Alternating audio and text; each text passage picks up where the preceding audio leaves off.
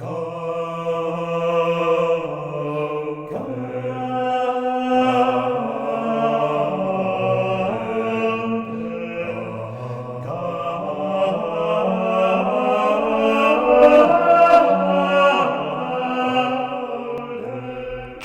3. The Encyclical QUI PLURIBUS of Pope Pius IX on Rationalism and the other modern errors propagated by the Freemasons. November 9th, 1846. Pius IX, in his encyclical QUI PLURIBUS, furnishes even more details than his predecessors on the development of the Freemasons' offensive. It is noteworthy that this is the first encyclical of his pontificate, and it is rather long, which shows the importance the Pope attached to addressing this subject. Like St. Pius X in his first encyclical, Pius IX begins by expressing his astonishment at the apprehensions provoked by the burden of the office that has just been confided to him. Quote, "We were placed, despite our unworthiness, on this high see of the Prince of the Apostles, as the representative of the blessed Peter, and received from the eternal Prince of Pastors himself the most serious divinely given office of feeding and ruling not only the lambs, that is, the whole Christian people, but also the sheep, that is, the bishops." End quote.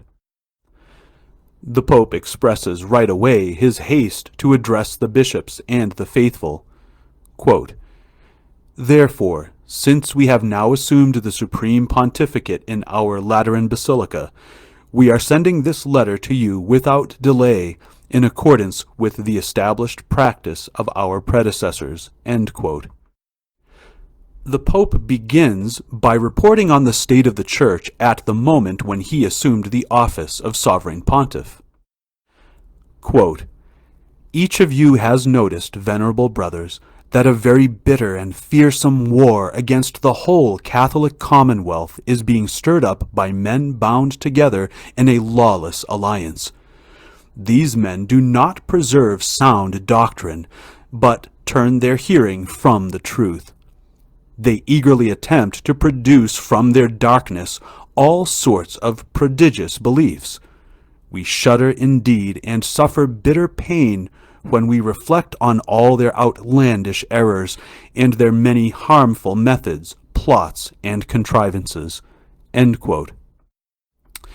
It has been said about Pope Pius IX that during the first years of his reign he had shown himself to be liberal, and that afterwards, with the experience gained in the exercise of his pontificate, he had become, contrariwise, very firm and had revealed himself as an admirable fighter, especially, of course, at the moment when he published his encyclical Quanta Cura and the famous Syllabus, which inspired the horror of all the progressives and liberals of the epoch.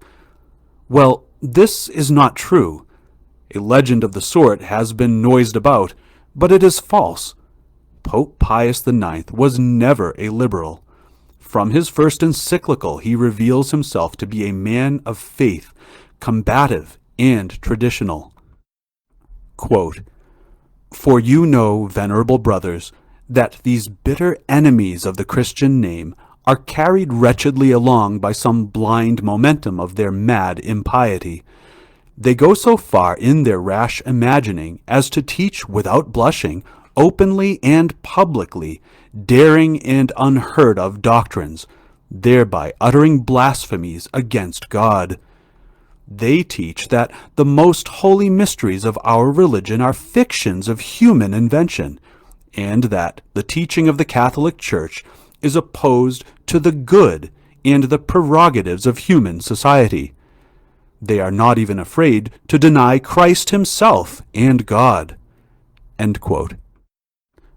The Pope also notes that these sects, condemned for over a century by his predecessors, are still very active, and he in turn denounces the evil they continue to perpetrate by their perverse doctrines. The Rationalists' Error. Quote, "These enemies never stop invoking the power and excellence of human reason. They raise it up against the most holy faith of Christ, and they blather with great foolhardiness that this faith is opposed to human reason. Without doubt, nothing more insane than such a doctrine, nothing more impious or more opposed to reason itself could be devised." End quote. Of course, this is the radical vice of these enemies of the Church. They proclaim that human reason is independent, and postulate that everything that is above human reason, all that is not intelligible by human reason, such as the mysteries of faith, of course are inadmissible. Human reason is preponderant, they say, and reason must dominate, and thus it cannot be required to subject itself to someone or something that it cannot understand. Pope Pius IX then affirms the superiority of faith over reason, and shows why the two cannot be contradictory. Quote, "For although faith is above reason, no real disagreement or opposition can ever be found between them. This is because both of them come from the same greatest source of unchanging and eternal truth, God." End quote. Faith, then, is above reason. Reason, by its natural light, cannot understand the supernatural mysteries which are the object of faith. And yet, faith is not something unreasonable. We do not comprehend, of course, our faith and our mysteries, but the faith we have in these mysteries is a reasonable faith founded upon valid motives, on apologetics, on the credibility of those who have taught us what we know, and particularly upon our Lord Jesus Christ, who taught us these mysteries. Why do we believe? Because of the authority of God who reveals, of course. But we also have solid reasons to believe, humanly speaking. When the Church commands us to believe, it is a matter of an act that is not contrary to reason. Evidently, the Church asks us to accomplish an act that is above our reason, and to consent to mysteries that we cannot comprehend here below, the mystery of the Holy Trinity, the mystery of the Incarnation, the mystery of the redemption.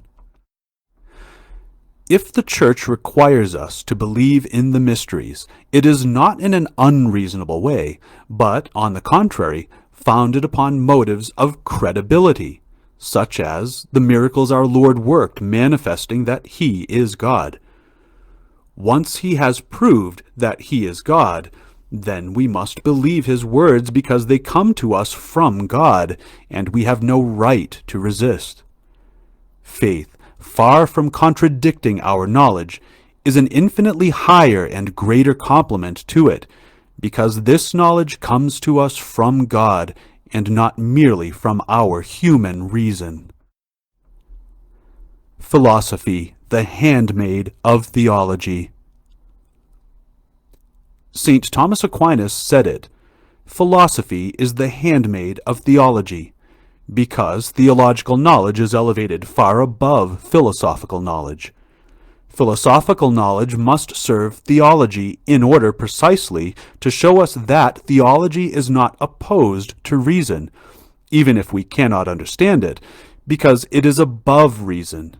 But the fundamental first principle of all modern philosophies absolutely rejects as impossible all received truths. Their argument postulates that it must be reason alone that grasps, by its own natural light, all truths. The individual reason cannot demonstrate everything. This conception is false, not only for what concerns theology and the truths of faith, but also for purely natural truths, philosophy, and all the sciences. After all, how many things are we obliged to accept without being able to prove them? One will object that reason could prove them. Agreed. For example, in philosophy we are taught some principles that are not evident, and this is true for all of the sciences. It is impossible for everyone to go and repeat the line of reasoning that men have followed and developed over the course of centuries, ever since science took its first steps.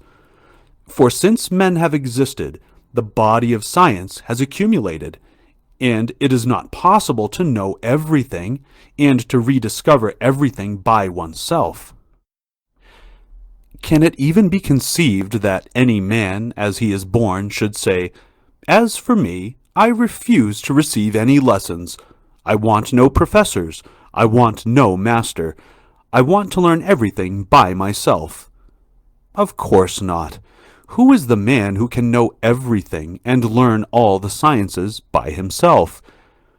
We are all most certainly obliged to have masters, to receive lessons, precisely in order to progress more rapidly in knowledge. If it were necessary to repeat all scientific reasoning and rediscover the origin and development of law, or how they succeeded in defining this or that principle of philosophy or law of chemistry, no one would succeed.